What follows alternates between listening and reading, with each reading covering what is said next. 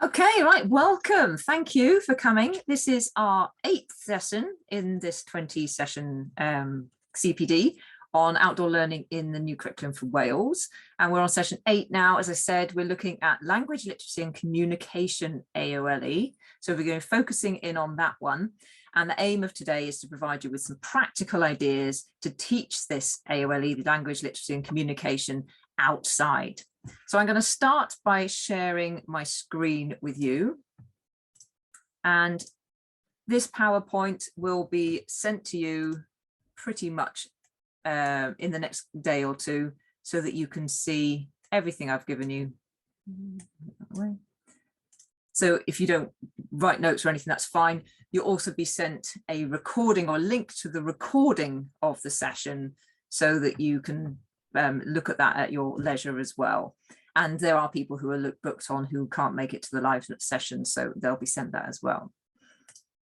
Bit of housekeeping, as usual, just in case people are new here. I'm sure you're all used to this by now, but back we go. Please mute your microphones.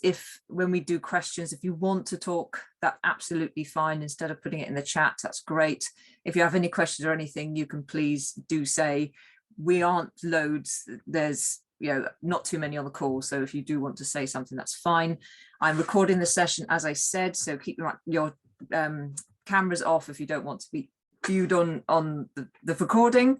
Chat function, you've all found it. If you want to put any questions there at any time, but we will be stopping periodically to ask questions as well. As I said, this one is a bit shorter, I think, based on my expectation. And so hopefully there will be opportunity at the end for us to have a breakout room so that you can talk to each other and work out where you are in your journey for outdoor learning with regards to literacy, language and communication. So what we're aiming to do today is to outline the curriculum requirements for this AOLE, for the language literacy and communication. So again, I don't know what place you are on this journey. So I'm assuming you don't know much about the curriculum, because that's a baseline that we can all start on. We're going to go through each of the what matters statements. So language connects us is the first one, understanding language is the second one, communication through language is the third, and literature and creativity is the fourth. And for each one, I'm going to go through some practical ideas to teach the AOLE using the outdoors as a resource. So not just taking what you do inside and taking it outside, it's actually using that outdoor space and that outdoor as an inspiration to teach the content of the what matters statement. I'm also at the very end going to go through a few tips for doing writing outside, because it's something that can make life a bit difficult. And the whole point of using outdoor learning is to bring things to life and to make learning more immersive, but make learning better and fun. If we're making it more difficult, then we need to have some ways of getting around that. So writing outside can be added challenge to your learners. So because this is part of the LOLE, we are going to look at some tips to make that a bit easier as well. So hopefully that is what you want to find out today. So we're going to think about first, before I go on to that actually, if you can in the chat, I might do the app, no, I won't do that. If you could just for me in the chat, just write down if there's anything in terms of language, literacy and communication you already do outside. So if you can just write anything that you do there already, I can get a gauge, an idea of what you are doing at the moment. So if you can use the chat at the bottom, and just write down what at the moment you use the outdoors for teaching either Welsh or any literacy or communication or any of those skills that we're going to be covering in this AOLE.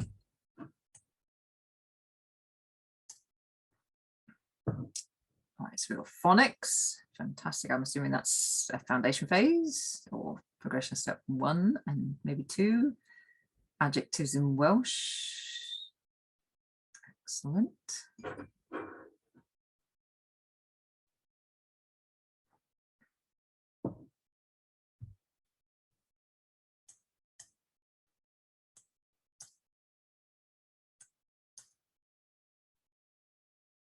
Anything else? Oh, storytelling, poetry, rhyme, excellent. Yeah, storytelling, fantastic outside. Phonics, more phonics. lots of phonics.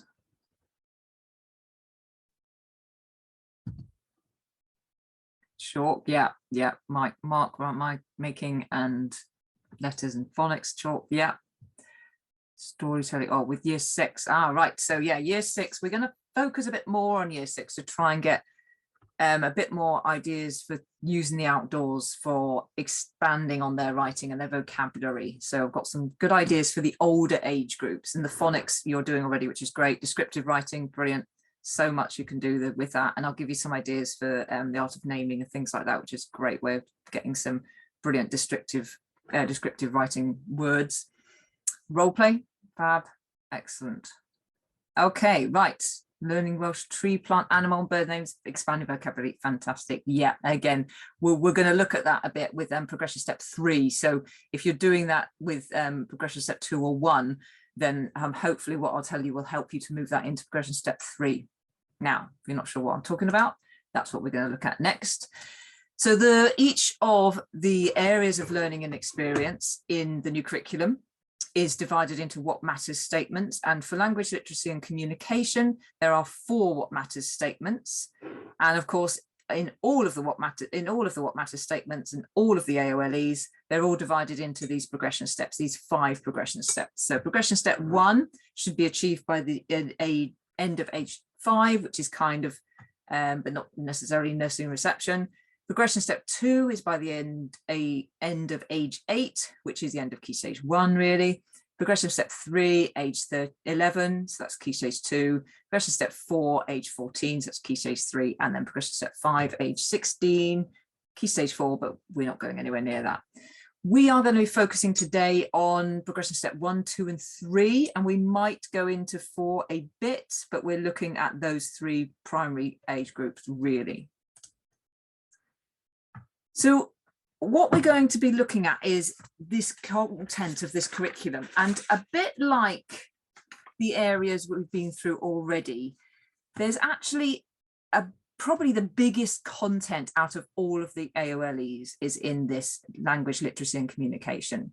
And that's because it's aiming to cover not just literacy or English, as we used to call it, but also the Welsh, and also teaching of the Welsh language, as well as the international language and the culture associated with that language that you've chosen as well. So there's a lot of content within this AOLE. It's huge, really. And also, just like the other AOLEs, it's not just the what matters statement that we need to think about. Within that curriculum, we also need to consider the special considerations. So when you're doing your curriculum planning, if you're looking at the curriculum on Hub, don't forget to come away from those descriptors of learning and go to the other key considerations aspects, because there's some detail in there. Not really as much content to be covered as the other AOLEs, apart from there are some suggestions on the literature that you should be covering, but it does identify some really key aims of this area.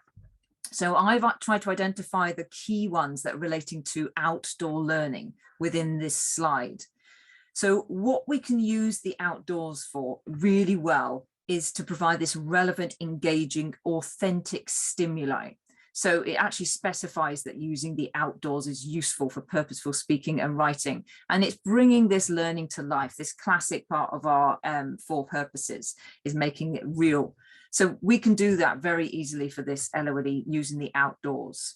But we also need to remember that within the special considerations, it says that you need to support a systematic whole school approach. So when you're planning your language literacy and communication AOLE into the outdoor learning setting, you need to be aware of where they're coming from and how it also embeds into your systematic whole school approach. Now, I'm not going to go into a whole school approach because that's going to be unique to your school or to what system you've adopted.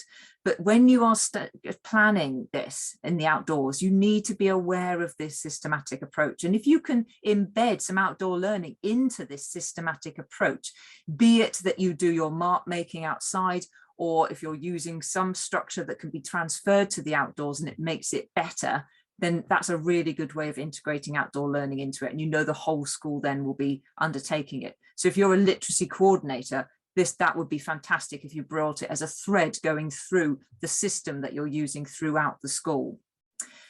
Other things that you can provide through outdoors is, of course, this rich language environment. And there's language all around us outside, and it's just there to be discovered. But also the activities that we undertake outside can be really meaningful. So we are undertaking these for a purpose, and also the imaginative and varied. As the outdoors is changing all the time, it's always varied, and the imagination can be sparked by so much in that high, rich language environment outdoors. The other aspects are really important, and this phonics goes through all of the curriculum, of course, but well within this area. But it's really important that we can then embed that phonic awareness into real world and real life experiences, but also into objects. And so this abstract idea of letters and words can be identified and linked to what the source of it actually is. And also this making sense of what they read. So if they're reading a story, and again, a very abstract words on a page with, yes, some pictures, but taking it outside and disintegrating it into the parts and reassembling it where it makes sense in the environment is really making sense of those words or making sense of that storyline. So through the use of language to undertake outdoor learning activities, whether that is English or the Welsh or the international language that you're choosing, the strategies of teaching, listening, reading, writing, and speaking can be supported and tested and really put into context when we take them outdoors. So we can use outdoor learning to increase the vocabulary. So there's so, and as I said, what a rich language environment we have outside.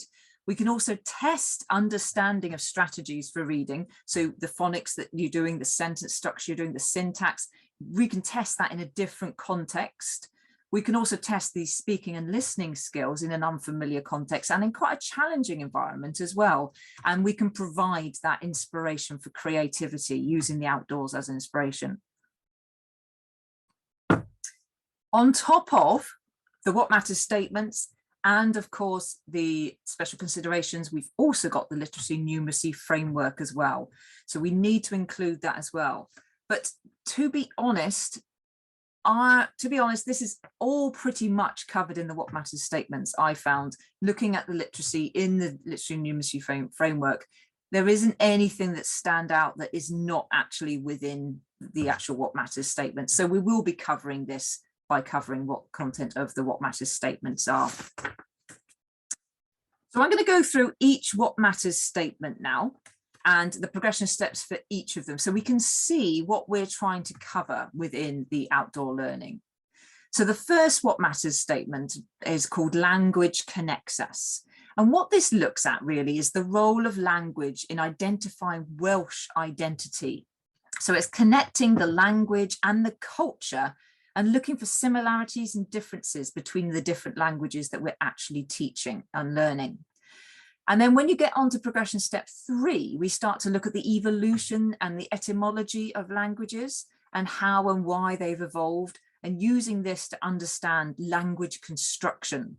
And it also goes on to look at respecting and understanding that there's a variety of accents out there, and ending in progression step 3, looking at translanguaging, so alternating between one language and another. So those are the aims for the what matters statement 1. So in summary, we're going to be looking at the role of language in the Welsh identity, evolution and etymology of languages when we get to progression step 3, thinking about accents and accepting and respecting them, and translanguaging. So how are we going to teach that using the outdoors? Now, one really simple thing that you can do to teach that Welsh identity using the outdoors is through your Eisteddfod. And I'm sure you do an awful lot of that literacy and language using the Eisteddfod. However, if you think about just moving your Eisteddfod outdoors or having an outdoors slant to it, that immediately changes the aspect and changes the focus of it. So you're thinking of your school grounds as the location for Eisteddfod. And you think about it, Eisteddfods did always usually happen outside. They're not usually occurring in things. They're in buildings. They're usually actually happening outside. So if you undertake your Eisteddfod outside, you're kind of identifying the natural world as a backdrop to your Welsh celebration. And on top of that, if you're having competitions, then try and identify ways in which you can include inspiration from the outdoors as parts of your competition entries. So if you're doing acrostic poems, then what about bringing in Welsh locations within that, or local Welsh locations, or even places within your school grounds that you've named in Welsh and try to do poems for that? Or it could be local animals that are close to you. So Welsh animals, so we've got things like red kites and ospreys and Manx shearwaters, loads of birds, but thinking about something relevant to where your school is located and trying to make it really personal and really bespoke and really celebrating that nature as well. A really fantastic aspect of using the outdoors for teaching literacy is the art of naming. Now, the art of naming, some of you have said about increasing vocabulary by teaching names of animals and plants outside. But the art of naming is a huge subject that we can use to cover lots of this What Matters statement, including the etymology when you get into progression step 3.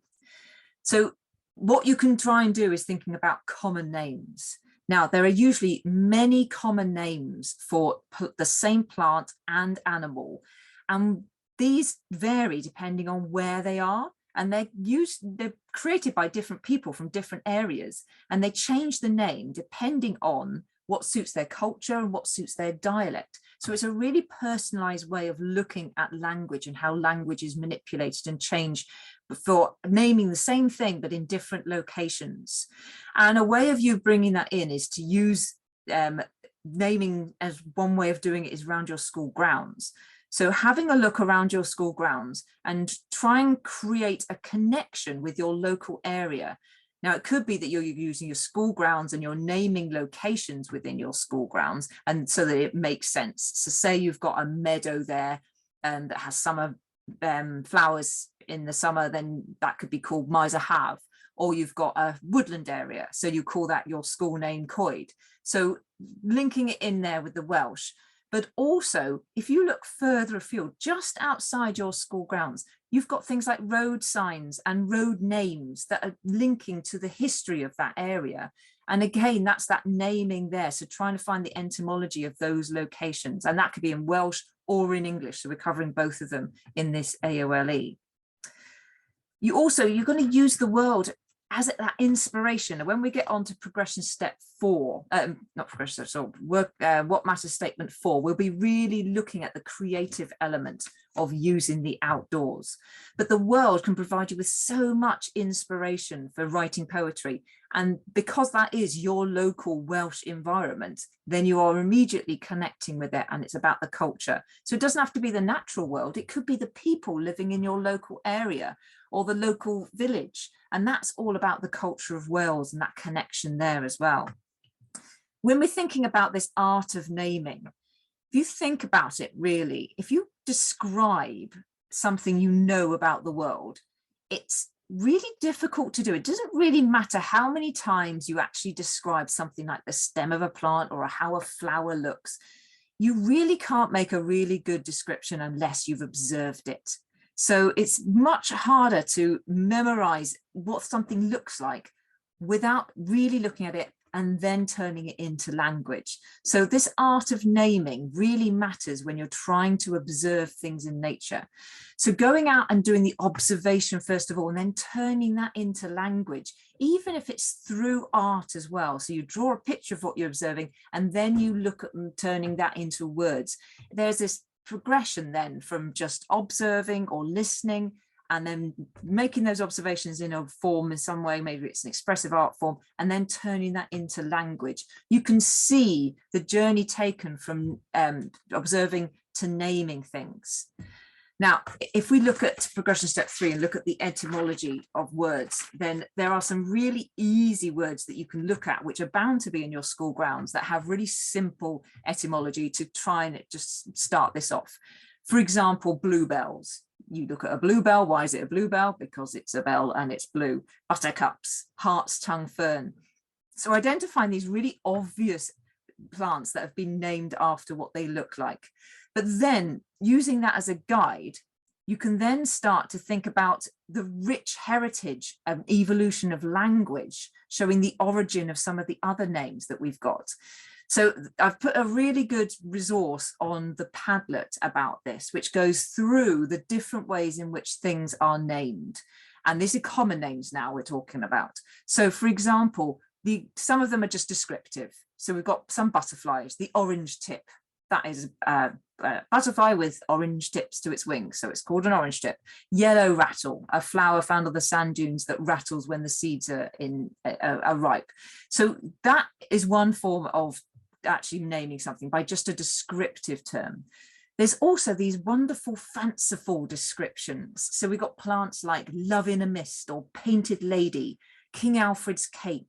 So they are coming from it from an angle, from a storytelling angle, or from some fantasy that they see something imaginative within that plant, or it reminds them of something. So that's another way we can use language to describe something or name something.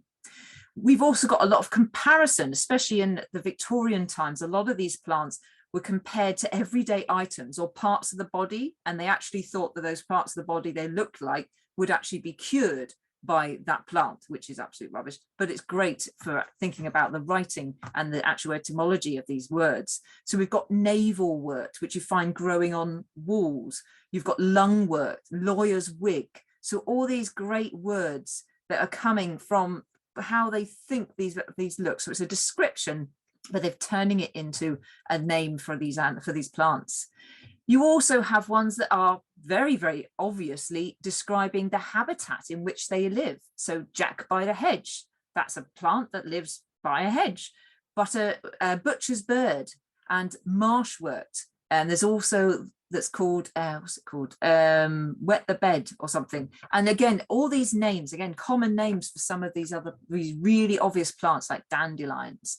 So we can use that link as well. Also with the language, things like dandelion, that's coming from the French. So thinking about picking your plants and not picking them, but picking the plants that you're looking at and try and look at the words that come, the etymology of their name, and thinking about how you can transfer those into the different languages that you're doing as well. Based on that, then you can start going the other way and creating your own names from what you find. So going on a mini beast hunt and using that to create some kind of nomenclature. So some kind of naming system. It could be that you're trying to do it in 4 different parts to this name. So you could start with the color, go on to be the description of the distinguishing features, and maybe where it was found, the location, and then maybe the type of mini beast. And when they found their mini beast, they then create the name using this nomenclature. So we'll have the red longhorn swamp beetle. And it doesn't matter if that's the name of the animal, but that's the name that they have come up with. And that's actually more meaningful than a name that doesn't actually identify any of those things like the color, the defining features, where it lives, and what type of animal it is. So these names can be more actually informative than the name they're actually given when they actually look at it in an ID guide. You could also create riddles to try and show these defining characteristics of these animals as well. So creating a riddle so that once one person has identified this animal, they then create a riddle, which may be a rhyming riddle or maybe just a word play that gets somebody else to try and work out which one they're actually talking about out of a set of mini beasts that you've collected. You could also then do it the other way around, of course, using identification guides. This is going to help with reading. But if you use identification guides, you can then try and work out or deconstruct the origin. So the mini beasts have been named by somebody, so it must mean something somewhere, even if it doesn't make sense to you. So trying to work out where that name comes from. We've got some really obvious ones, which are great to find, like bloody nose beetle. But what about things like ladybirds? Why are they called ladybirds? This one on the right here is called Devil's Coachman or Coach Horse, which I love, the Devil Coach Horse beetle. But I don't know why it's called that. And I've always wondered that. Monkey puzzle trees, quite obvious why they're called that. Sneezewort. There's so many plants out there, especially, which have got some amazing common names, and trying to distinguish why it is by looking at observation, but also if you can't think of what it is, come up with a story to actually explain behind the story behind the naming is a great activity as well. When you start getting into the Latin names, although this sounds really quite scary because these Latin names are quite tricky to actually just to say some of them, but some of them have actually been created in modern times and also linked to modern things. For example, this one here, which I will try and pronounce, Pterichus aragogonia, is actually named after Aragog from Harry Potter. And this other one here that you probably doesn't look like you can spell it, you can read it at all. Actually, when you say it, it's actually you betcha by golly. So scientists are having a laugh as well when they come up with these names, and you can find out a lot about a plant or an animal by looking at this nomenclature that they use. So for example, you can find out their origins. So in their Latin name, if it's things like alpinus, it means they're from the Alpines, or montana, they're from the mountainous area, or japonica, they're from Japan, or the ways in which they grow. So if they're got contorta, that means they're twisted, or they could be pendula, which is like weeping. Prostrata, they're prostrate, or creeping along the ground. Colors are also used in Latin names of these plants and animals as well. So we've got alba, which is white. We've got nigra, which is black. So all these will link into words in which they can use to name their animals. And trying to find out some of these, it's just a good use of your vocabulary. It's a huge improvement if you add so much of these into it, but it just gives you more words to work with when you're doing storytelling. And if you read a lot of Harry Potter, especially, J.K. Rowling used an awful lot of these words, these Latin words, in lots of her made up words, as it seems as well. So you've got like the mandrakes. Now the mandrake is not a made up plant, it is a plant, and the Latin names of lots of the spells are also taken out of lots of these Latin. So you can actually deconstruct some of those Latin, some of those spells, and work out what they actually mean when you start to get into the Latin terminology here. It also is a brilliant way of bringing in Welsh. So if you start to look at the Welsh animal names and those meanings, they are fantastic as well, even better than some of the English common names. So on the table on the right here, this is just a few of them. So if we think about fox, fox in Welsh, and please do excuse my Welsh pronunciation, I will try, but I'm not Welsh. I can speak a bit, but I am not brilliant. So Llynwynnog, so this means bushy, and of course that's about the tail of the fox. And then we've got Draenog, so that's thorny, so that's for the hedgehog. So these names from the Welsh, the direct translation of the Welsh word for these animals sometimes make much more sense than our English names. So it's a fantastic way of looking at the etymology. So making use of the Welsh version of the English is really good, and that's a great way of increasing their Welsh vocabulary as well as your English vocabulary. And so we can use all of these etymologies to try and think about how can, where did it come from? So making up a story to explain the etymology behind the animals and plant names that we've got. Now, this can also be used in lower progression steps as well, but just on a smaller scale. So thinking about observational behavior. So things that work together. So army ants, watching army ants going around in armies, watching soldier beetles as they walk around. You can also extend this into progression step 4, because that's all about using etymology of the animal to actually explain how it was named. So you're trying to explain the etymology. So you can make that up, or you can try and research it.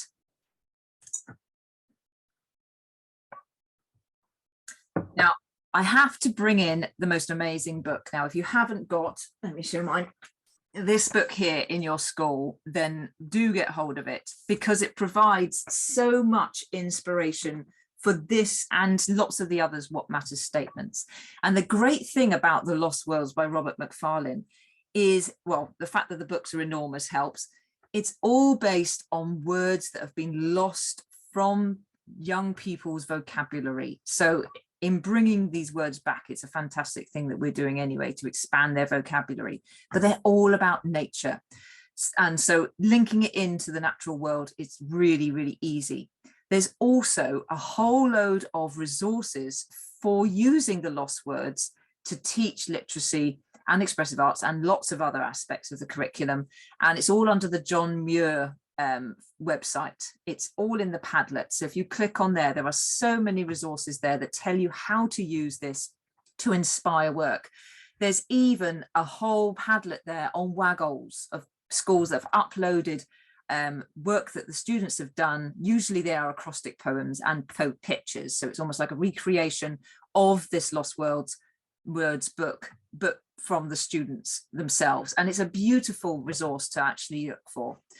But what I would say that's the best use of the Lost Words is for you is to use that and try and make your own version using your school grounds. So look around your school grounds and find objects. They could be ones in the Lost Word spells. It could be ones that aren't, and then you can create your own spell. Now, if you don't know the Lost Words, there's all these words that are natural plants and animals that have been lost from normal usage in children, and they don't necessarily know what they come from. And there's an acrostic poem that goes with it. And there's so much meaning within it, great use of synonyms and alliteration. And it's got so much literacy there. And they're also beautifully illustrated as well. But you don't have to necessarily just recreate it. You could change it into a different form. You could make a poem or a film or a rap. And don't think you're restricted by just repeating this, but you're making it your own. So creating the lost words of so-and-so school would be a fantastic way of homage to this, but also bringing it to life within your school. Again, looking at the etymology and evolution of the words within this book as well, and finding out why they've gone, why is nobody using them anymore, and also bringing in some misconceptions. Whenever I take schools out, there's a lot of misconceptions with the names of some plants. The two main ones being stingy nettles. A lot of students call brambles stingy nettles. I've just been stung by a stingy nettle. So get a misconception there, misidentification. And conkers and acorns and pine cones. They call them all this one thing. So conkers are all three to some children. So trying to get them to really break down what it is by describing it or drawing it and making poems and things about it can also help to increase their understanding of the differences between them. Fact files are a great way of really delving into observation as well. You've got research there as well, which is great for literacy, but also you're creating facts by summarizing the information you've got, because you'll find an awful lot about some object or some plant or animal that you might find in your school grounds. So trying to read out all the important bit and summarizing it and then making a fact file. What a great thing to do is to actually create fact files in year 6, and then maybe they can then rewrite them for an audience of year 1s. So they have to write it using the research and all the information they've got from the outdoors, but then rewrite it for a different audience so that the younger students in year 1 can actually access it. And that's a great thing for them to do, to simplify it, but also it means that you've got a resource then that you can use in year 1. So anything that they create that you can use for another year group is less work for you to do. If you're creating your own spell book as well for your school grounds, a bit like the Lost Words, it'd be great to put that around your school grounds so that you can actually see it in situ. And I'll talk a lot about in situ, because if you are using the outdoors for inspiration, you need to be out there. So you might think, oh, we can do all this inside. We've got the book inside, but going outside, finding the items, looking at the items in situ is really important. So when you're doing sketching or you're making spells, use the school grounds and then put it back in the school grounds. And nature journaling is a fantastic way of doing observation and turning observation into written work. Nature journaling has kind of gone out of fashion, and it used to be something that they did every day in schools, and it's a brilliant way of observing changes over time, so in seasons but also daily, but also that making that connection between the outdoors and you. So you can start to observe it on a very small scale, so watching a dandelion as it goes from being in flower and from going from that into seed and how the seeds disperse and that kind of thing. Or you can observe how birds are moving, which birds are visiting. And it gives you a huge range of directions you can take it. So you can go with your interests, but it really makes you link yourself into that environment and connect it through journaling. So you can write whatever you like and in whatever form you like, but also you can do pictures as well, which also means that you're expanding your definition of describing from the visual arts into words as well. And then last of all, we've got translation trail. So if we're translating things and we're doing a trail, what we're trying to do is to receive the information along a trail. So that means around your school grounds in one language, and then adapting it for another purpose. So into another language. So you could be just a really simple trail around your school grounds. And then when you get to the location, the instructions are given in Welsh. And then that person, or your international language. And then somebody in the group has to read it. They then have to tell the rest of the group what they have to do next in English. So, oh, we have to go back up the stairs, or we have to go and turn left, or we have to find something red. And, or you can do it the other way around, that it's in English, they read it, they then have to translate it and tell their group what to do in Welsh or another language. So translation trails can be as difficult or as simple as you like them to be. It could be just that there's a picture of something and they need to translate it into Welsh or into their international language. But you can adapt this to be as hard or as difficult as you need it to be. Okay, that is What Matters Statement 1. Does anybody have any questions on that What Matters statement? You can unmute and talk, or you can put it in the chat. I'm just going to have a quick drink.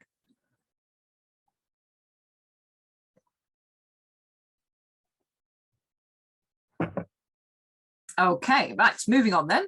So What Matters Statement 2. So when we get on to What Matters Statement 2, I've got said at the top in English, and I'll explain that in a minute. But what we're looking at is listening. So we're starting with discriminating different sounds and playing with the sounds, reading using different strategies, following instructions, listening to others, and of course, reading, have more complex texts and recognizing the features of different texts. So it's all about inferring texts and reading different texts. Now, unlike progression step 1, in progression step 2, 3, and 4, all of them have sections for speaking Welsh if you're in an English medium school, and also another section on British Sign Language and a third section on international languages. So it says not only what you have to cover in English, in literacy, but in English, you also have to cover stuff in Welsh and in an international language as well. So that means there's quite a lot of content in there. However, do not be alarmed, because everything highlighted in this graphic here is already covered in the English part. So it just means you are covering stuff in Welsh as well as English.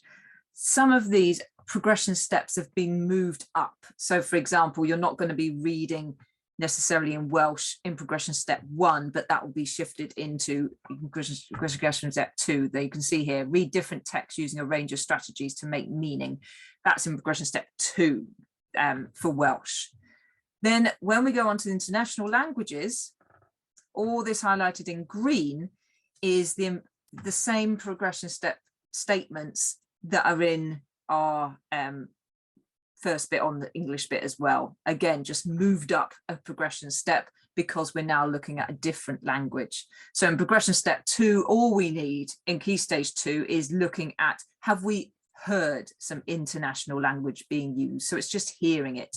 Whereas when we get to 3, we're starting to recognize high frequency words and phrases. So you can imagine that is statements that would be in progression step 1 for English.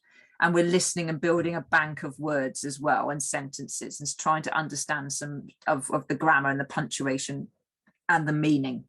So there isn't an awful lot extra. You need to just try and integrate some of that international language words into some of the stuff that you are teaching.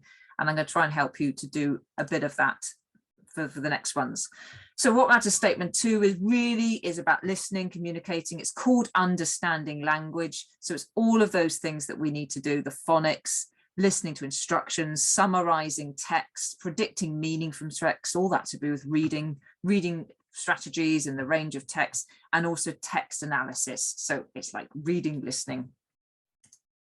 So how are we going to teach it? It's a big what matters statement, and there's lots of ideas here. So starting with progression step 1, what we're trying to do is to get them just to start listening, to use the start of those communication skills, which is, of course, your listening skills. And going outside, there's so much to listen to. So just getting them to listen to the birds, counting how many different birds they hear, trying distinguishing those sounds. That's the start of them starting to have good listening skills. And because we're outdoors, it's going to be challenging just to listen to somebody talking. So taking them outside, you're immediately improving their listening skills by making it a more difficult and complex auditory environment to actually concentrate in. You can then start to get them to start to describe the bird sounds that they hear. And this could be just orally, so they could just, be repeating the sounds that they hear, or trying to make some kind of sense out of them. What do they hear, and where do they think it comes from, and what do they think that noise means? So thinking about that language of the birds even, and trying to decipher what they think those birds are actually trying to say. You can also collect objects and try and describe them as well. So again, you're using sound to describe. It's a bit like Pictionary, but with objects. So you can do this with all age groups really, but getting an object and then somebody holds the object but doesn't show the others. They then have to use descriptive language to draw a picture of it orally, and then everybody has to guess what the actual item is. And when we're thinking about our items, we're moving from sound now into our language. So we're talking about our letters and our phonics, and using the natural materials to reinforce what you've probably done in class. So we're talking about progression step 1 now, of course. So we're going to make some sounds out of sticks, and I mean sounds as in the phonics now. So you're actually creating the letters on the ground. So using sticks to make the language that we're going to use inside. So again, that really abstract thing of that letter makes that sound. So if they can collect almost like a scavenger hunt of letters, so they find the sticks to make the letters, and then they have to go and find an object which starts with that letter and put it underneath the letter that they've got. And when you can get your blends as well. You can go on a blend hunt, so try and find something which has got a blend of an AE or M or an OO, and then try and find items or things in the environment that fit into those blends that you've got as well. You can also, with the older age groups, thinking about scavenger hunts and sounds, try and use that identification of the letters to look at alliteration. So if they go on a scavenge hunt, they have to find 10 tangled twigs. So you're trying to use alliteration to get them to start thinking about the use of those letters as well. You can use the environment to create those letters. The natural thing is to use loose parts, like we've got here with pine cones, but sticks, stones, feathers, leaves. But also you can use it for blends, and you can try and get them to really start getting that shape by doing some mark making as well. Once they get on to doing spelling, a great way of testing that out is to do a bit of semaphore. So learning semaphore. Semaphore is when you have flags, but you can use leaves.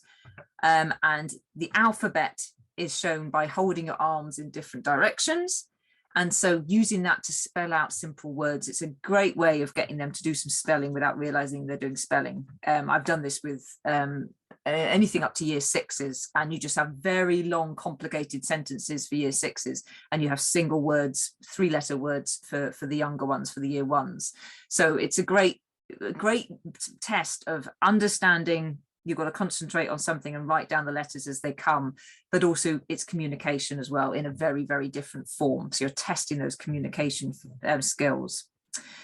Reading outside sounds really easy, really simple to do, but it is so useful for setting the scene by using what's around you, the landscape, as your backdrop to a story. Now, the key is to choose the story which is set in the location that you've got access to in your local area. So if you've got a nice boggy area, then you could read Bog Baby with that as your backdrop. And so when you're talking about the description of the location, they're seeing it behind you. Or when you're talking about Stickman, you do it in a woodland. I love to get them to find their own Stickman. My son actually found me Stickman. He is the real one. It really is. And I've got him still, and he is perfect. But trying to find a Stickman and then sit in the forest and tell the story of Stickman and literally look, pointing and going, that's the family tree there, and identifying the locations as you're saying that story. That's what we mean by bringing that story to life. And you've also got other ones like going on a bear hunt. Obviously, you know that one, but I don't know if you've seen this one. This is going on a leaf hunt, which I really like, because although it's got, unfortunately, it's American, so it's got American leaves on it. But this is something you can definitely do in your school grounds, because you will find a leaf.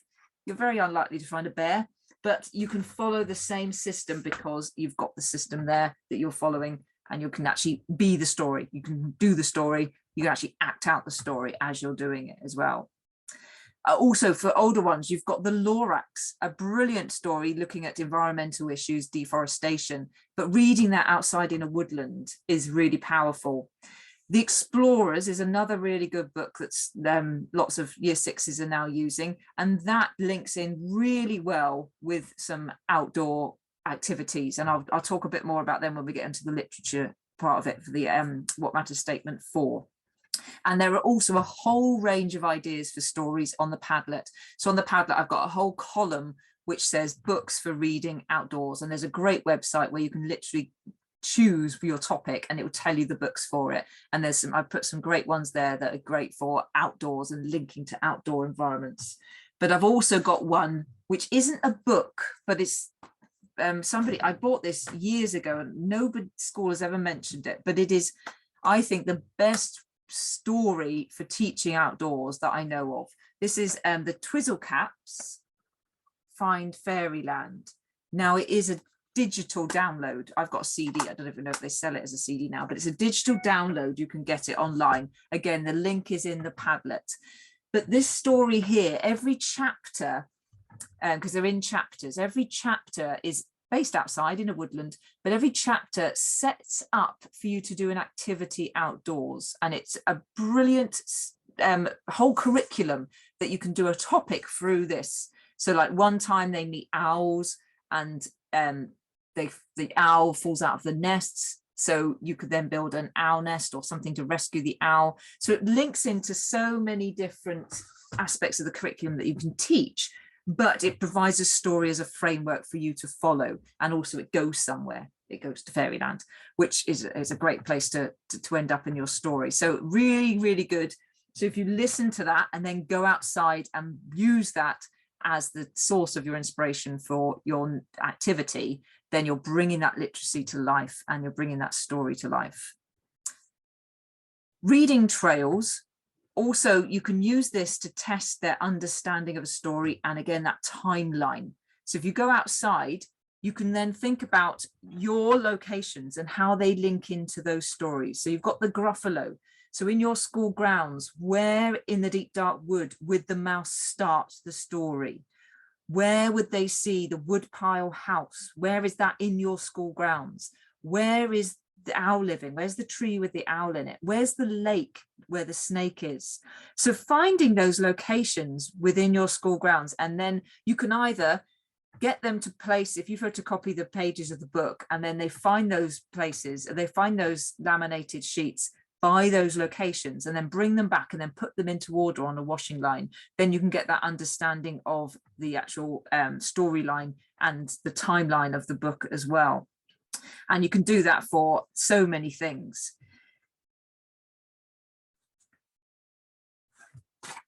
Right, where are we going now? Instructional writing, again, meaningful, functional writing. If you're trying to get them to write instructions, and that's something that somebody in their class can then follow and do, it's a great way of testing their skill in instruction writing. I do this, but I usually do this through science investigations. So I get students to write a method for a science investigation, then they swap with another group, that group follows it, and then they critique it by saying whether they could actually understand the instructions or whether it worked, whether the instructions actually got them to the right result. And some great ideas for doing instructional writing outside are things like den building. I've done some instructional speaking by getting a group to make something really simple, a picture out of sticks. So you give them like 7 sticks and they make a really simple picture. Take a photo with the iPad, mix up with the sticks, but leave them in the pile. The other group come along and they have to tell the group what to do. They are not allowed to point or use their hands in any way. They just can speak. So it's a lot about positional language. It's also about doing instructions in the right order. So all of those instructional writing key attributes for that writing text style, you need to bring in there.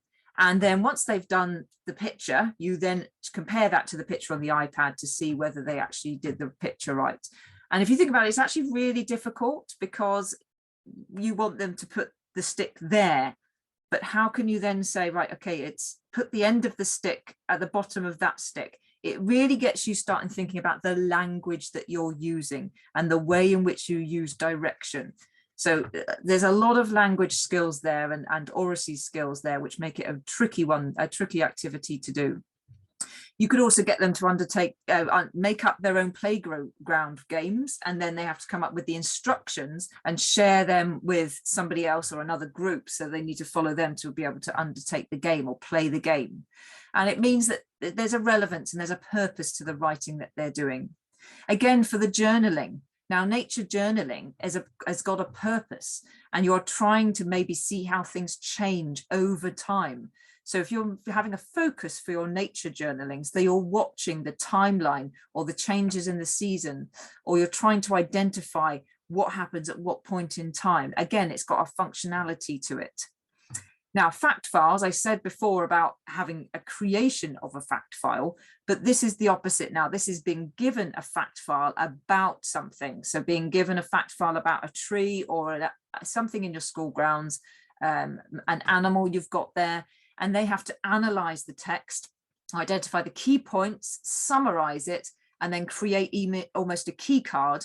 And they could even do that to create something like a set of trumps cards. So they identify the key factors that are important and features within this text, and then turn that into a summary of the main features and give it even a score. So you can turn it into top trumps for the things that you've given them fact files for. So they're summarizing data, they're reading, they're now analyzing it, they're looking at the item, because you can't do this inside if you can't see the main features of the actual item you're looking at, or the object or the plant or the animal. So you're looking outside going, okay, it tells us here all about what's inside it. Well, I can't see that, so I don't think that's important. We'll ignore that. But it does say about the fact that its leaves are this shape. Yeah, that's useful, that's important. I'm going to put that down and summarize that.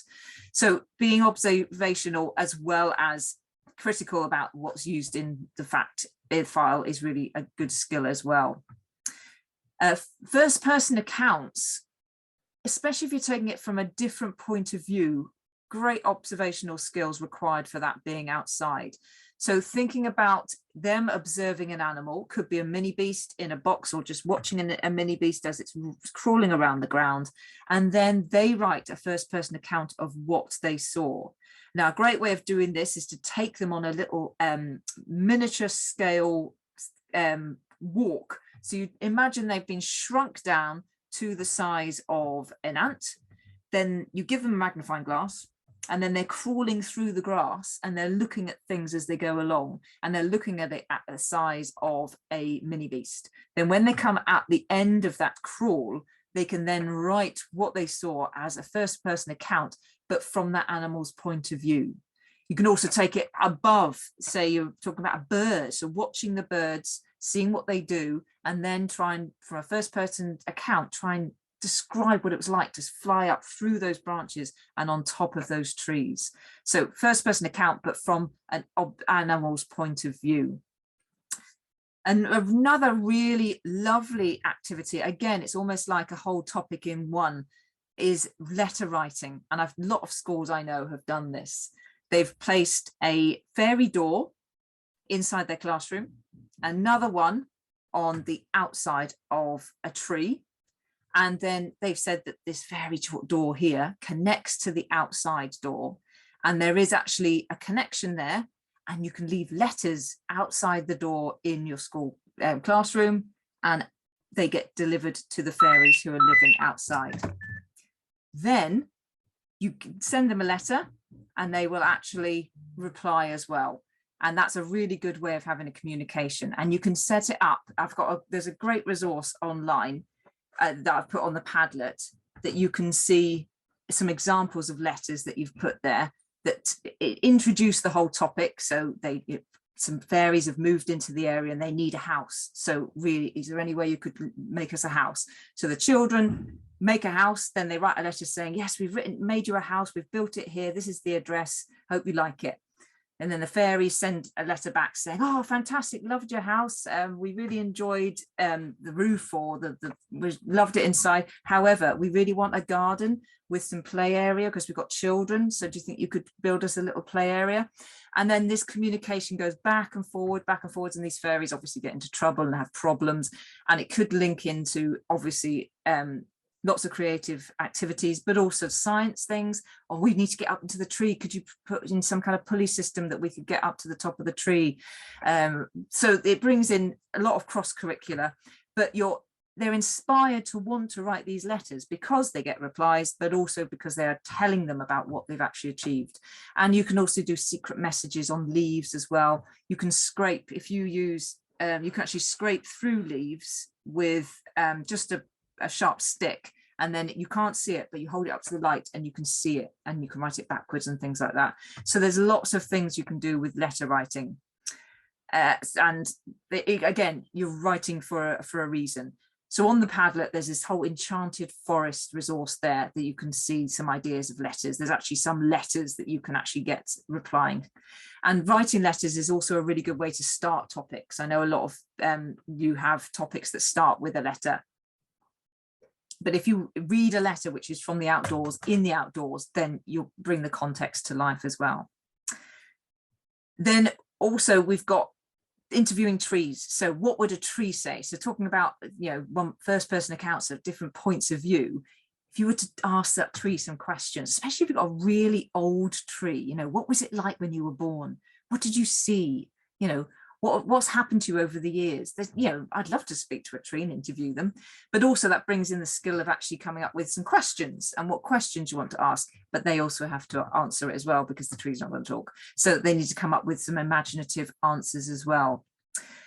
There's also loads of games as well. I've put a resource on the Padlet for that, looking at language and sentence structure and things like that. And one idea it's called add one, take one, change one. And you go up to a location of an object or something in your school grounds, and you write just a description, a really simple description to start with. So one student writes a description. So wooden brown bench, leaves that on a clipboard next to the wooden brown bench. Then somebody comes up, they have to add one word, take one away, and change one. So they might add curly wooden bench or something, and then they every time you move around a station, so obviously there's lots of stations with lots of different words for different objects, and every time you move you have a go. And that's quite a good one for getting them to analyze text and to change it ever so slightly and make it, and using wow words and things like that. You've also got another way of writing in which you can write for stage direction. Now, later on, we'll look at how to use presentation and how to use that being outdoors as increase your oracy skills. But also writing as a stage director is quite a difficult thing because you've got your script, which is quite simple because that's narrative, but your directions is something very different. So you can either write it down within the stage, within the script, or you can do it orally, saying where you want them to stand, how you want them to move. So you're explaining the movement of the person, not just what they're saying. There's another game you could do as well called question, statement, command. So everyone takes it in turns. When you stop one person says a question and the other person has to reply because it's a question. The other person makes a statement. The other person doesn't reply because it's a statement. And the other person says a command and that person has to do it. So it's identifying those different ways of different types of text. So questioning, statement and command. And you can do it with cue cards. So question would have a question mark, statement would have an exclamation mark, and a command would have something else to show that it's command. So this is just a screenshot from that website that I told you about that's got all those words. So these are just a lovely selection of books that you can use that all link into the outdoors, but there's so many out there, and finding the best one, that resource is really good to find some ideas for them. And it really, you know, pictures are brilliant, but obviously if you can go out in the environment and you can really bring that world to life. Right, so the second part of the What Matters Statement 2 is about the Welsh, and the third bit is about the international languages. I'm not going to do the British Sign Language bit. Apart from anything, I think British Sign Language, if you're starting from scratch, you're going to have to do a lot inside, and then you'll just take it outside and you'll try and learn the vocabulary outside. That would basically be it for it. But for the international language and the Welsh language, I will go through ideas of what to teach outdoors. So starting with some of the Welsh, obviously we've got relating the words in the story to the page. So the same things as we need to have in our English side. So we're thinking about those Welsh letters, first of all. So we've gone on a letter hunt. Maybe we've found the letters or created the letters out of loose parts with our English, because a lot of that English stuff, not many of those activities that I've gone through in the English, you can just do with Welsh and international language. So like a letter hunt, reading outside, reading trails, but using Welsh books. So a lot of that you can just do in Welsh or in your international language. But for a Welsh letter hunt, obviously you're looking at the Welsh alphabet. And then again, you can create that out of loose parts, and then finding items that begin with those letters and putting them below it. So trying to get them to understand. So like a double L and maybe a fox, or a picture of a fox, or a puppet of a fox. So trying to get them to understand. And then you could put an F there and fox. So you can relate that English to the Welsh, but also identifying those letters as well. We could also do guided tours of your school grounds. You can do this in English as well, but using the vocabulary from your language to use phrases to talk about things like what you like about your school grounds, what you can see, what you've done here, what you can do there. So some basic statements, sentence structure. So it's almost like doing your Scott Drillio outside, but identifying words and questions that you can use out in the outdoors. So taking that outside is a good way of bringing the Welsh out as well. Reenacting stories in different languages outdoors in the environment. So again, role play, somebody said about role play, but these Welsh language stories, if you could then recreate it outside, you can then, especially if you've got some struggling with the Welsh language, you can use the props and the environment around you to help you to tell that story, because it's almost like this is another member of the cast in my storytelling. I can use this to identify what I'm trying to say in the different language. Journey sticks. This little girl on the right here has got a journey stick. So a journey stick, if you haven't used it, you just take a stick and then you go on a little journey around your school grounds or somewhere. And every time you stop at somewhere, which is something important or something useful is there, something different, you get an item, you put it on the stick, and then you tie it on with string. And then you get to a next location, you tie something else on, and then the next one you tie something else on. And in the end, you end up with a whole range of objects which are relating to locations. And then you can use that to create a story. And this could just be a simple sentence of how the objects link to the locations, or it could be turning it into a bit of poetry. But you can then use some of this Welsh language, some of the Welsh items, or the translations of some of the names into the Welsh, and bring that in as well. So it could be a Welsh poem or a Welsh story that you create using those items as inspiration. And then lastly, looking at map directions. So if you've got a map of your school grounds and you create a route around the school grounds, you can then break that down into instructions and use directional language in your international language or in Welsh for your partner to follow, to find a location or to find treasure or whatever. So if you're following, turning left, go to the tree, some simple instructional writing in Welsh or in your international language to send them around on a course. Again, there's some meaningful use for this language that you're using. Okay, any questions about what matters statement 2 on using language? Nope. Okay, right, moving on to what matters statement 3, communication, another huge one. Okay, so starting with the English, we're looking at obviously sounds and speaking to different audiences. So this is also about increasing your vocabulary, using past and future syntax, your communication skills, sentences, also reviewing your work, speaking and writing to improve it, drafting, conversations, exchange ideas, but it also includes mark making, spelling, punctuation, organizing your writing and writing for different audiences. So huge range of communication skills required there. Again, for the Welsh one, it's nearly all covered in the English one, apart from using these high frequency words. There'll be Welsh words and not English words, of course, they'll be new. And then for the international language, again, we're trying to communicate, but we're communicating in that international language. So these will be very different and interact with others using, showing feeling and opinions and constructing sentences. So again, this will be different because it'll be in your international language.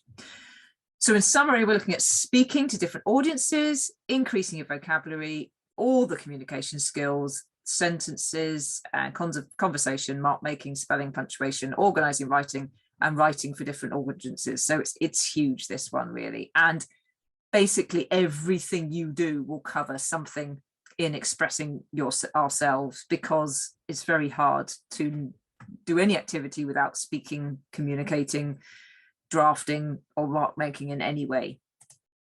So how are we going to teach it?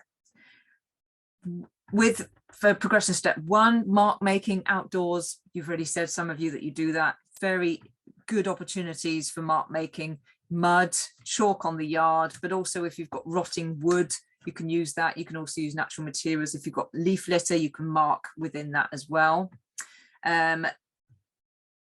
Listening as well. I've said about listening to the sounds, but also thinking about how echo is, and that's the start of a conversation, isn't it? An echo. So echoing sounds. So somebody says a sound and somebody echoes it. Then somebody says a different sound and someone echoes it. So that's the start of the conversation. It's almost like taking it in turns to say sounds. So that's what echoing is. And then sound recording. So again, trying to understand the sounds we've got around us. And then sound mapping. Sound mapping, you are sat at a spot, you have a piece of paper, you draw a cross in the middle that shows where you are, and then you listen, and when something is seen to your top left in front of you, you draw it to the top left of that cross. And it's interesting doing sound maps, because I found them very difficult to do because I don't know how to write that sound, and I find that's the challenge. But some people find them very easy. They know what that sound looks like. So that's another challenge. So it could be that they're just drawing a picture of the thing that they're hearing, or it could be that they've actually drawn the words tweet, tweet, or they've written some symbol that is an image to them. So, little V's or something, or they could just write bird. So again, it just brings them into trying to describe or write down what they're hearing, which is not necessarily a word that is something they need to spell right. So it gives them more flexibility. Slug singing is interesting, because if you sing different words to slugs, they actually come out, if they've got their antennae in, they're meant to come out depending on what words you sing. So that's a bit of an investigation, but it gets people singing at different pitches, but also different volumes and things. So it's just a bit of fun. Adjective hunt. Some of you said you go on those. I've got these great cards, which I use, but you can make them up. This is called a Go Find It pack of cards. And inside these, there are very simple adjectives here, and then a very simple picture. And then what you have to do is in pairs, somebody picks a card and goes to find something bumpy, brings it back to their partner, shows them the object, but not the card. and their partner has to say, try and decide what is on the card, so what the card actually says. So going on adjective hunts means that you actually have to collect something that is going to be described in that way. Another way you can do it is actually go and collect the descriptive words. So go and find the adjectives. So when they actually find something, they write it down on top of a stone. That's a good way of doing it, with charcoal. And then once you've got those descriptive words for your local area or your small grounds, you place them underneath a tree, and you can start to make a creative poem out of that using all of those adjectives. And also another thing is a calligram. So a calligram is like a picture of an adjective using the items that are that adjective. So if you did spiky, you might find holly and make the word spiky out of holly leaves. So you're making a picture using the adjective, but also using the word as well. Metaphor hunts. I've got a great book. Hopefully you might have heard of this one. Not a Stick. It's a fantastic book. There's also Not a Box. And it's a great way of identifying how creative your students are. But you can do this without a book, because all you need is to pick up a stick and say, oh, this isn't a stick, it's a, and then the person has to say what it is. So it's a sword, it's a paintbrush, it's a magic wand, and it's just, it gives them a bit of inspiration. Leaf slides. If you cut a piece of card with a hole in the middle, you put a leaf on that gap and then hold it up to the sun, you see some amazing pictures. And what you have to do is you have to describe the leaf. So you're describing all of the structure within it. And there's some great use of language you need for that, because there's no regular shapes. You're not just describing shapes that are regular, you're trying to describe irregular shapes and colors and changes and variety there. So you need a lot of vocabulary to be able to do that. But it's a great way of kind of pushing them as well. Also, you can do a synonym. So say somebody, it's again going out in pairs, one describes something or doing something, and then somebody has to repeat it, but they have to do it as a synonym to what that person just said. So it could be describing instructions, it could be a location or an object. For example, somebody says, jump over the puddle, and they jump over the puddle, and their partner says, leap above the water. Or they've got a leaf and they say that it's a green leaf shaped oval falling. And somebody else says that that's a line elongated circle descending. So again, bringing that idea of synonyms and how to use language to say the same thing, but with different words. A collective noun hunt you can use with an iPad, where you can make collages, or anyone that will actually capture a part of an image. So there was an app that did this. You hold it up and then you rub on the part of the screen that you want to keep, and it has a photo of that bit. Then you go somewhere else and you take another one, and you end up with a whole screen full of collective nouns. So you could have a group of birds, you could have a group of flowers.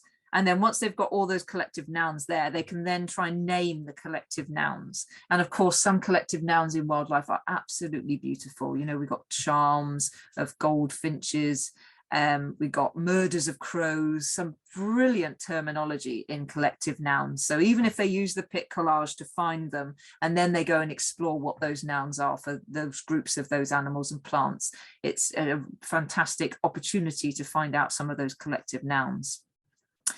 Performance, no punctuation first of all. So punctuation, sometimes it's just about understanding what we mean by these punctuations. And this is for progression step 1 now, sending them on a punctuation hunt. How many full stops can you find outside?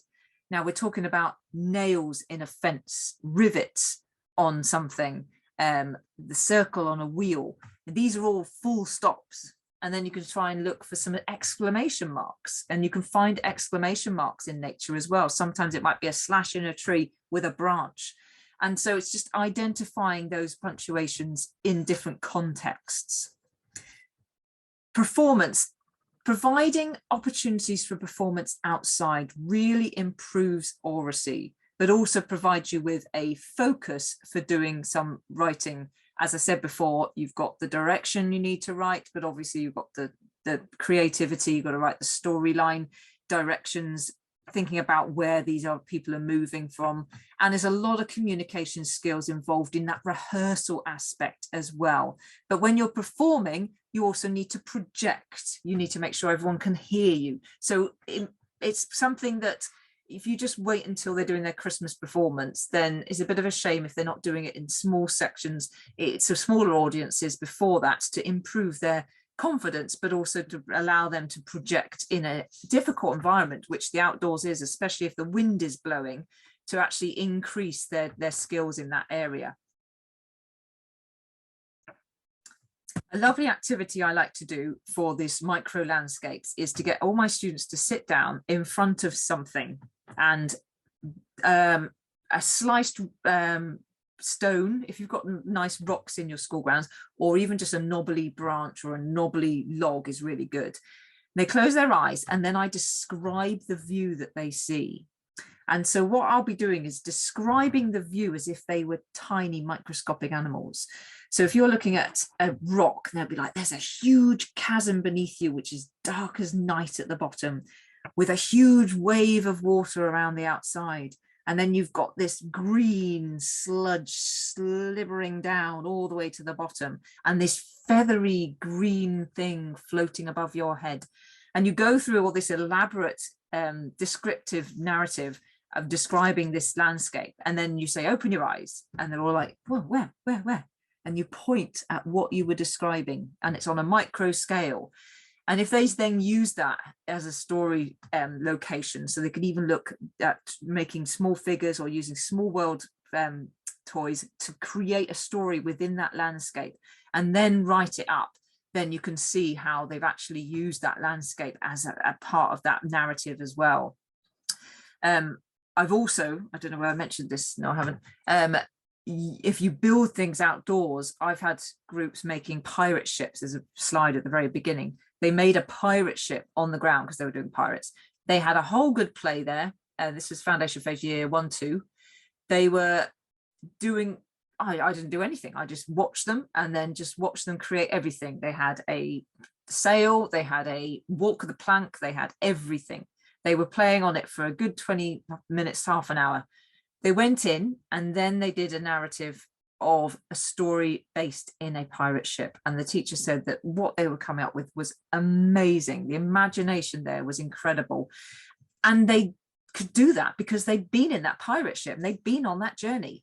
And I've done that as well with things like flying carpets. So when it's autumn time, get them to collect leaves. We create a flying carpet on the ground, beautiful flying carpet. Then they all sit on it and we fly off. And I also do a lot of visualization as well. So lying down under trees, getting them to close their eyes, and I take them on a journey, and that's all imaginative, but it just gets them to experience these places. So if you want them to experience landscapes that you haven't got in your school grounds, you can do that by getting them to lie underneath something and think about floating above it, and you get that view from above and try and bring that into their storytelling as well. Talking about another text type, some information, so creating information leaflets, especially if there's a purpose for it. So linking that in with the next one, which is our persuasive writing. If you're doing an information leaflet on your school grounds, imagine somebody's coming to visit your school grounds. What are the great parts about your school grounds? What's the best place to visit? Where's the best place to play? What selling points about your school grounds? You can even change that information leaflet into almost a sales pitch for a developer. So, and it could be to an animal. I've done this before, trying to sell a location for an animal to move into. So you build a mini beast hunt and then a mini beast house, and then you sell it. So you're writing down why your mini beast house is the best place for them to live and the great places, the location and the features it's got. And you're using that persuasive language as well, or in that information leaflet, as well as trying to be factual as well. Persuasive writing as well, using your school grounds for a purpose. If you find out what kind of improvements your school grounds require, and you can do that by undertaking surveys or questionnaires with your school pupils. So again, that's another skill, is creating a questionnaire They write the questions, then they find out the answers from their peers. Then they have that data, which they then use to put into the persuasive writing to send to somebody, such as their governors, to say, right, we have surveyed everybody in the school. 25% say that they don't like this, or 95% say that they would like a swimming pool in our school grounds. And amazed, so many people want swimming pools and trampolines in their school grounds. But you can then use that to persuade the governors what you want to do, and then persuade them to give you some money to develop your school grounds. And then if you get that money, you can write a nice thank you letter back, and also you can write a project report on your plan on how you're going to use that money to send back to your governors. So again, you've got somebody you actually are sending this to who's going to respond in another form of writing, in a more difficult way to read, but also you've got that two-way communication. You can also use it for debates at school. So if you've got a questionnaire and you ask people's opinions, and then you debate, who do you think should, which should win? Should we have the swimming pool or should we have the trampoline? And then that's a really good communication skills that you've got as well. And then last of all, we've got here creature conversations. So these are in pairs, two people having a conversation, but they are both creatures or animals. So thinking about an animal's perspective. So they could be talking about anything at all. It could be talking about your school grounds, talking about where they live, talking about how they feel, but they are coming at it from an animal's point of view, not from their point of view.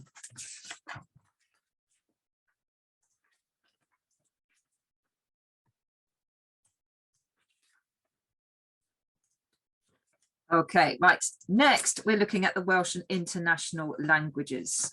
So with the Welsh and international languages, we've got, again, a lot of the things that I've covered already for the English, you can also do in Welsh and in your international language. So the adjective hunts, somebody said they did that in Welsh already. Metaphor hunts, synonym hunts, you can do that in all the other languages as well.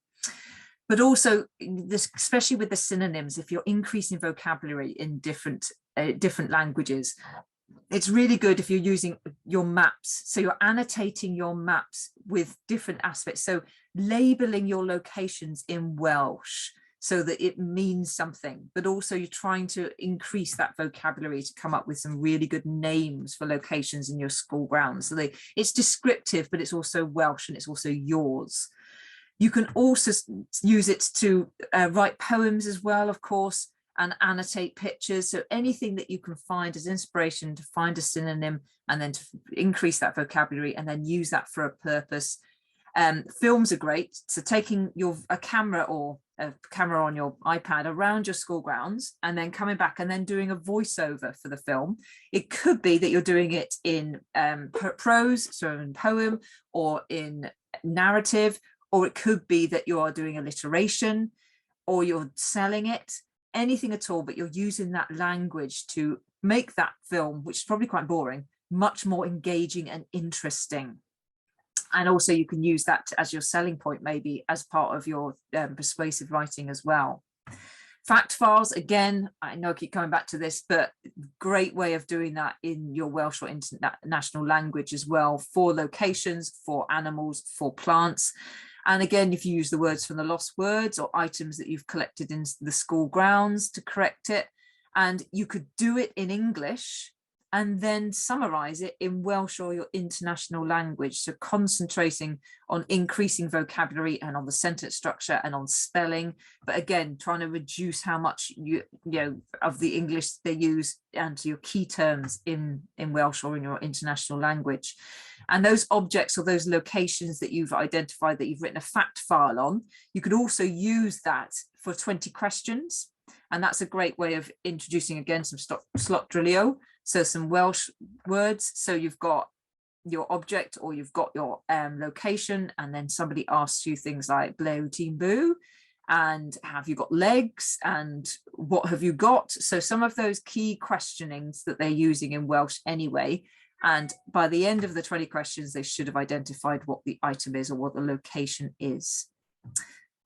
Another activity is listen and act. So you have a table with two columns. The first column is your verb and your second column is your adverb. And then one person writes the lists and the other person has to follow to complete some obstacle course. And translating these into Welsh works really well as well, or your international language. So for example, your verb might be run and the adverb will be quickly.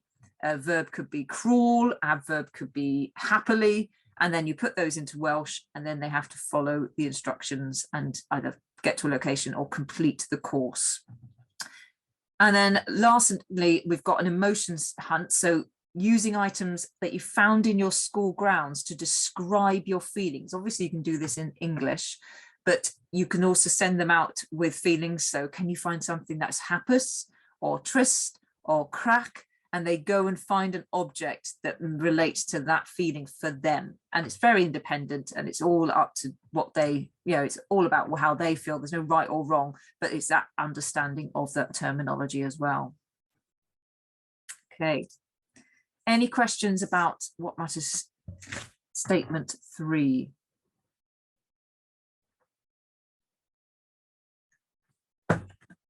Okay, last one.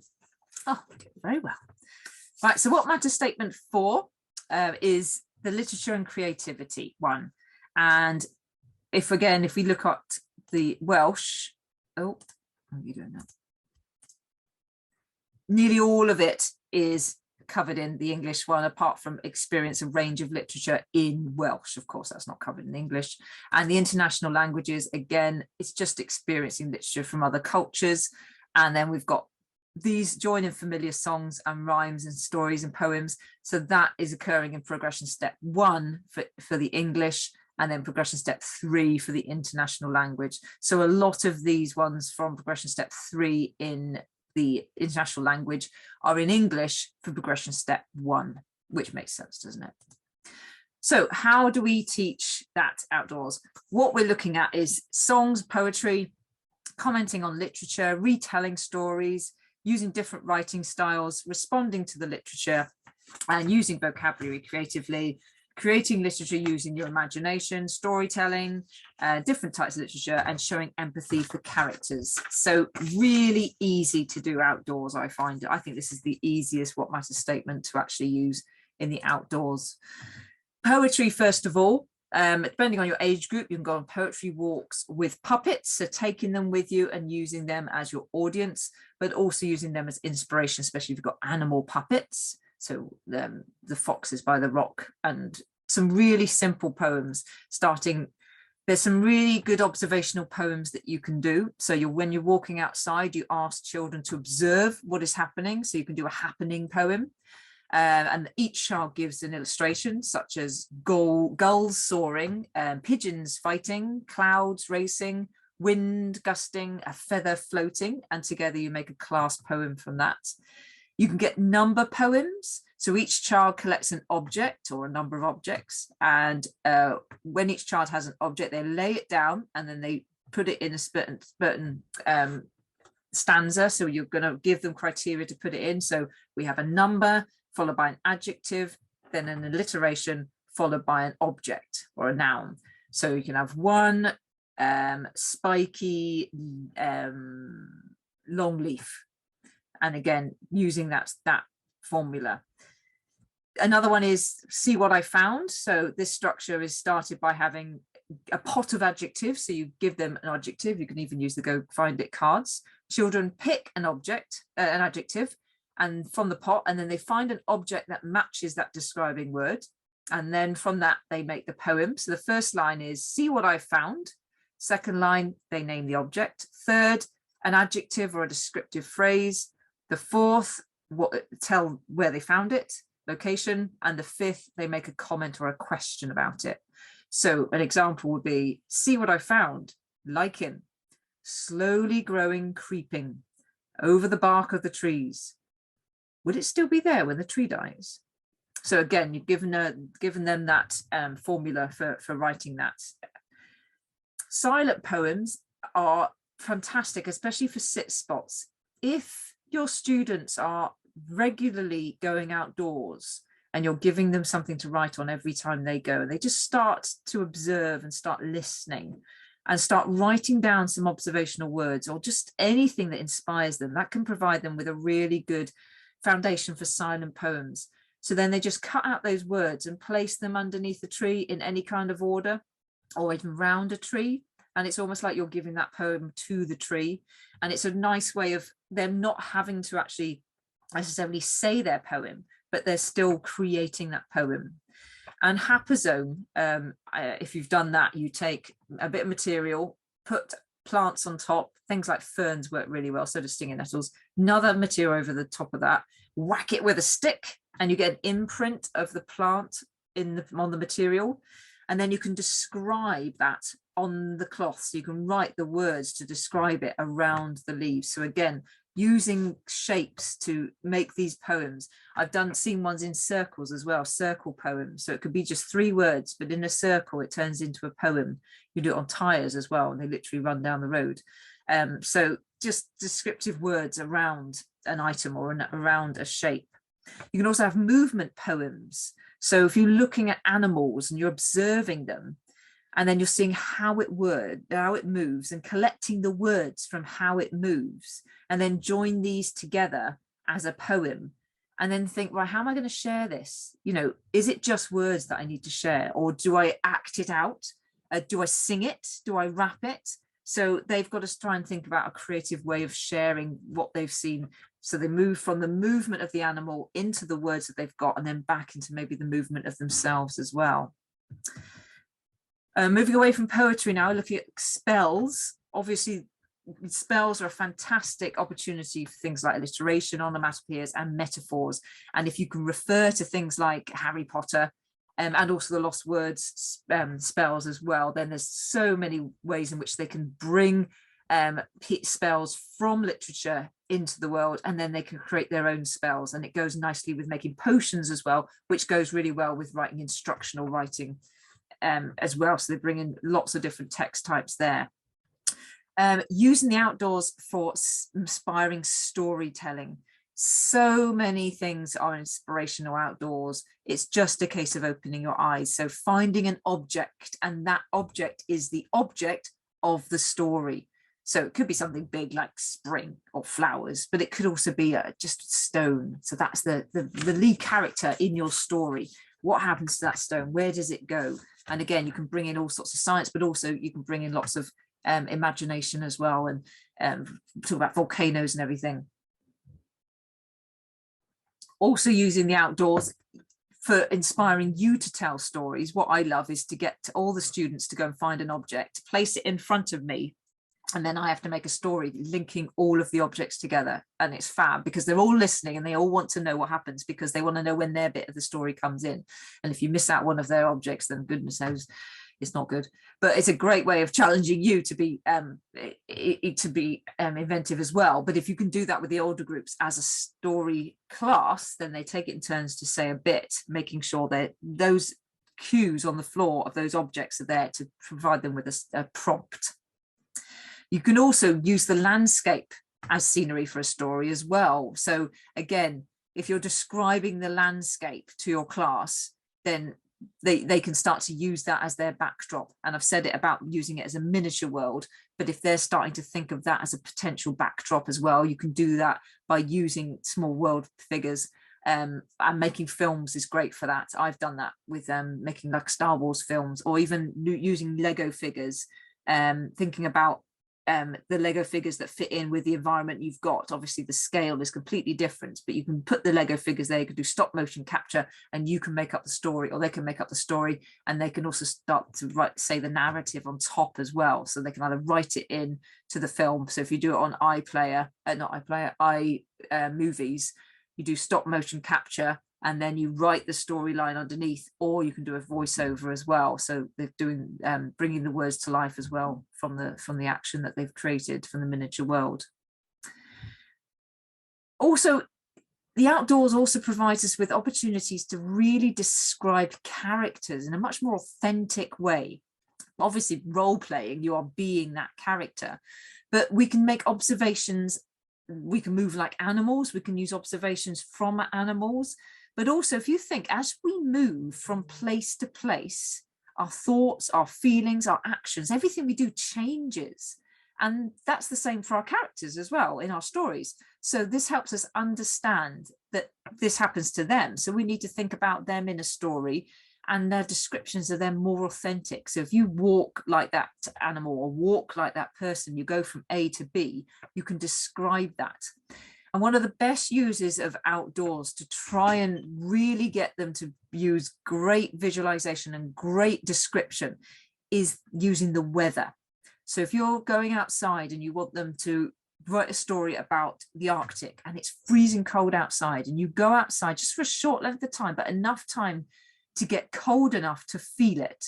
And then when you come in, when they're writing about being cold, they've really been there, they've really felt it. And it means that they've got some much more of a vocabulary, much more of an idea of what they can write about. Even if they haven't got the vocabulary, they know the experience. And it could be really hot and they're talking about deserts, or it could be really dark and you go into a dark area inside a forest. So you're getting the outdoors to provide you with that genuine experience that they then use in an alternative environment in their storytelling. You can also use a storybook, and you've probably done this already, as a topic in itself to explore the environment. So you're taking that story with you. Now, we're going on a leaf hunt. Yes, you go on a leaf hunt round your school grounds. We're going on a gruffalo hunt. We go to those places on your school grounds. But you could also think about some of the Year Sixes books that you've got there. Kenzuki's Kingdom is a fantastic one, because you can imagine your school grounds is an island that Michael has been capsized on. And then he needs to do everything he needs to survive there. So you can actually imagine that you're there stuck alone on that island and feel what it's like, and let them sit away from each other so they can't see anybody or can't see anybody's going to help them, and try and get them to put themselves in that emotional frame of mind. And how does it feel? You're never going to see your parents again. You don't think there's anybody here at all. And if they've actually got some way of being secluded, it's it can really bring up some emotions, which is great then for putting into the story. And also things like The Adventurers. The Adventurers is a great story of children being lost in the Amazon. And of course, you're not going to go on a field trip to the Amazon unless you're very lucky, but you have maybe got a forest in your school grounds. And one of the chapters in The Adventurers is all about finding a den. So what I like to do is get them to build a den, and then they go into their den with their books, and I read out the chapter about the den, and they're hearing about this characters in this story who are living in this den while they're sitting inside their den. And it brings it really to life then, because they can understand what they mean about the darkness inside it and the gaps and the wind coming through it, because that's exactly what the environment that they're sitting in.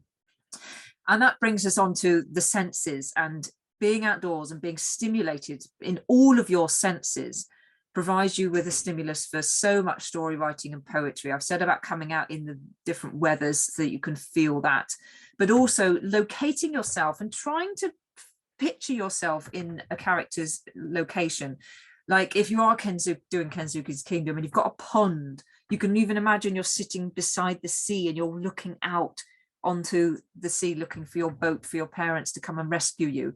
And that sense of imagination, but also that's a bit of real life there to actually click that idea of location, can just bring it a bit more to life. So you've got those better descriptions when you're doing your retelling. Looking at retelling then, what I like to do with foundation phase is they find themselves a stick man. So from outside, drawing some eyes. And then we take Stickman on a story round our school grounds.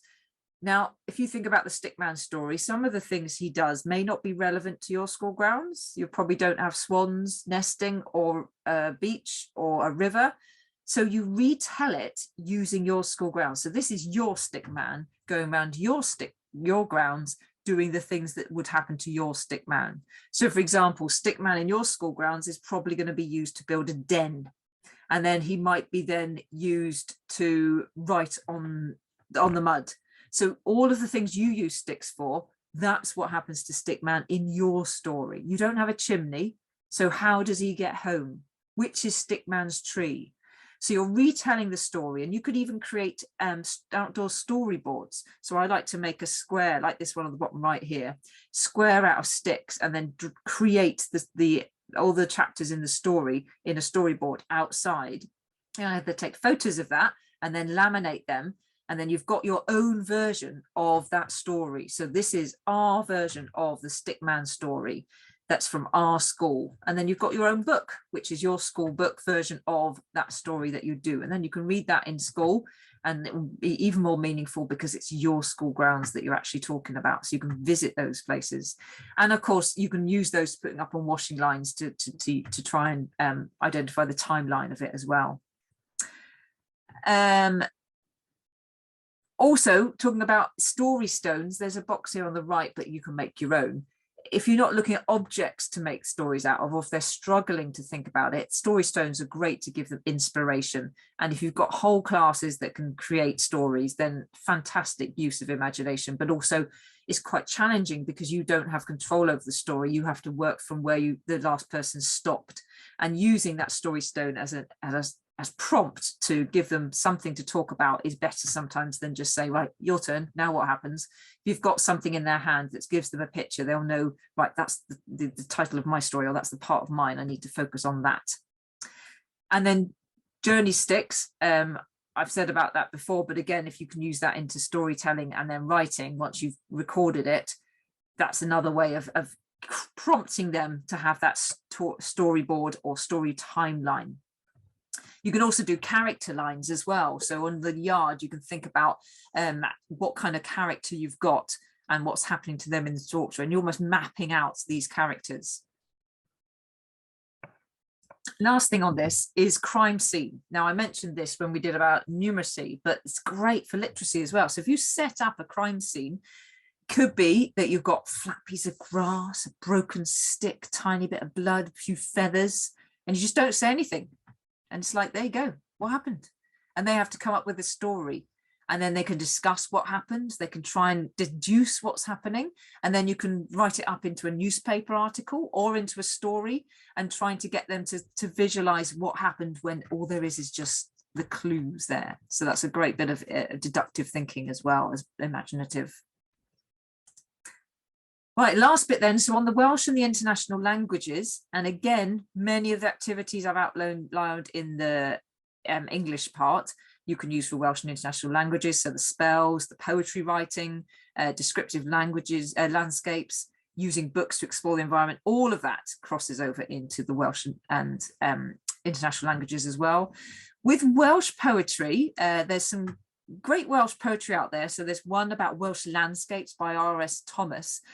However, unlike the English poetry, where you have things like the daffodils, where they write about the world, they actually write about nature, Welsh poets tend to have nature as a backdrop. So they don't always talk about birds or plants. They're actually using it as a fellow traveller in the companionship of this story. So the Welsh poets, use it to bring in moods. So you've got storms going on in the background and wild spaces, but it's making the use of it as a backdrop to set the scene as opposed to writing about it.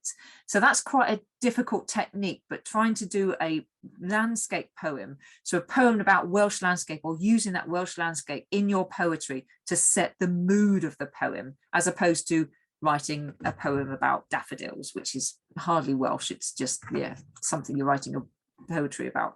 So trying to do it in the way in which the Welsh do.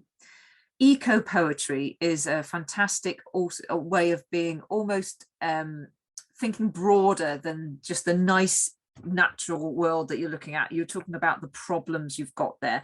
So you're writing inspirational poetry in a very honest way about the environment. So you want to be impactful in your descriptions. You might be talking about litter or damage. And again, you need to use all your senses there. So you're talking about litter, the smell of it, or the stench, and the way that it's, being grabbed hold of by those brambles, and the way that the animals might peck away at it, and then it builds up in their gut. So it can be quite dramatic, but it's also an outlet then for any rage that they have about, ocean pollution or something like that. Welsh songs, obviously in school you use a lot of Welsh songs, especially in foundation phase. But if you can use them as a template to create your own, but with an outdoors as an inspiration. Now, there is a project that took place last year actually, called Nature Notes, which was looking at describing familiar and unfamiliar flora and fauna. And it created 9 songs in a range of languages, Welsh and others that are found in all schools around Wales. And it provides a structure and a guide of how to write your own songs and nursery rhymes. Now, I've searched everywhere for this resource, and I don't know whether it was published and sent to schools, but I can't find it. But it sounds like it could be an amazing resource for using outdoors as an inspiration for writing poetry, or songs, and songs that you recognize the tunes for, those nursery rhymes. So if anyone knows about any of those, please do share, or use that as your outdoor learning focus as well. Then retelling stories in another language. So we've got Welsh stories. Again, lots of the language of the landscape of Wales is built up in stories, like we've got Worm's Head in this picture here. So this was worm, from the Viking word for sea monster. So retelling stories. There's a great story about the 2 dragons of Wales, and all about the landscape and how the islands were built, and different islands with different parts of the dragons. So there's so much in terms of Welsh stories that you can retell using the landscape as a character within the story. But again, you could recreate that in your school grounds. If you've got lumps and bumps that you don't know what they are, maybe it is a buried dragon or a buried giant. Try and bring in some of your language of Wales, and some of those, maybe there's some of those locations that you've named in Welsh in your school grounds, into that story as well. And then last of all, description of characters in Welsh or international language. Then that's going to be very straightforward, using the same method that we did by identifying what it feels like to be bent over, to be walking up these steps, to actually walk from A to B through long grass or underneath things, and to using some of that terminology and that vocabulary from Welsh. And that is it. That is all of the What Matters statement covered. So is there any questions on any of the literacy, communications and language?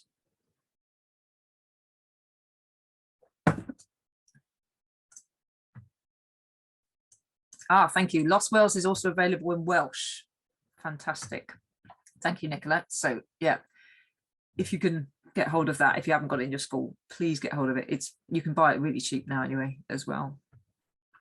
Okay, so we do actually have, I've only got a tiny bit to go through after this. So what I will do is I'm going to send you into some breakout rooms for 5 minutes, so that you can talk about what we've been through and see if, where's my breakout rooms now?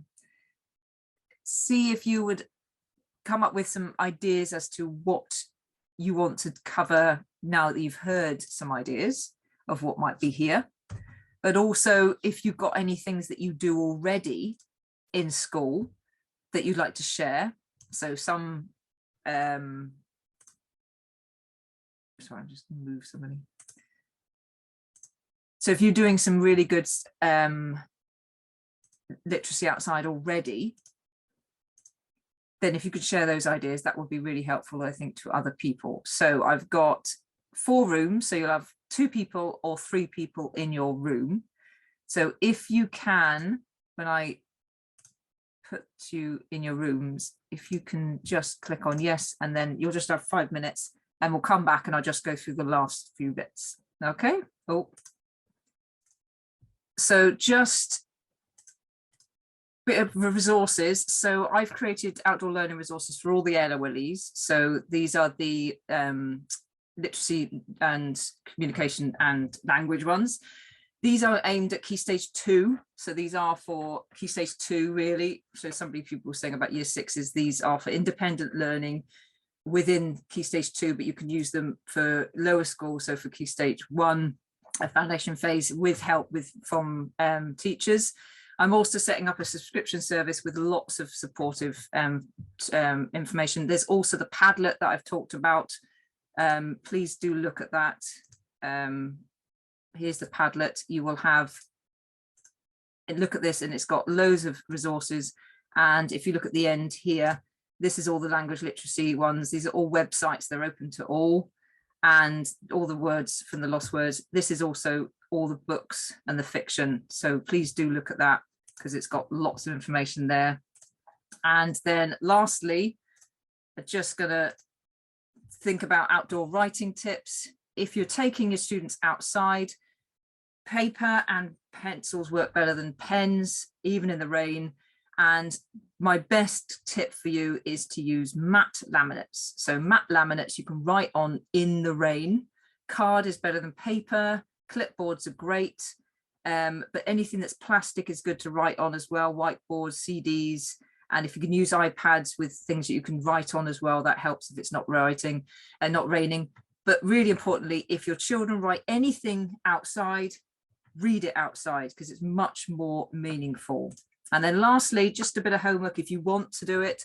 If you can try over the next few weeks or this term or this year, see if you can integrate some of those ideas that I've given you into your language literacy and communication planning, then hopefully it'll be much more embedded than me just telling you, because I know after you've done training, it's easy to just forget. But if you can try and integrate some into it, that will really help you to create a good portfolio of ideas. And then finally, if you could, I'd love you to fill in the feedback form. When you get this PowerPoint, you can click on it. It just gives me ideas of how to make it better next time. And also it's asking you about what you'd like me to cover next time, which is on February the 9th, a Wednesday, back to Wednesdays. We're looking at the humanities AOLE. And if you do have any questions or anything, or if you want to buy all 20 sessions, you can get the recordings for the last 7, and you get 10% off if you do all 20, and I can invoice you so you don't have to pay for your booking fee as well. So I hope you enjoyed that, and let me get rid of that. Stop share. And there was lots of information that will help you to improve your outdoor learning and take more of your lessons outside. If you want to stay and chat and ask any questions, please do, but I'm very aware that we've gone over time, and I do apologize for that. So hopefully see you in February for the humanities. If not, you will get a copy of this as soon as I've edited it and send you the PowerPoint as well. If you've got a hub address and I haven't got it, please do send me that, because it's a lot easier to send you that on a shared hub account than on a what we transfer, which actually will run out. So thank you very much, everyone. Sorry, we're about over time. And if you want to stay and talk about anything, please do. Otherwise, I'll see you in February. Goodbye.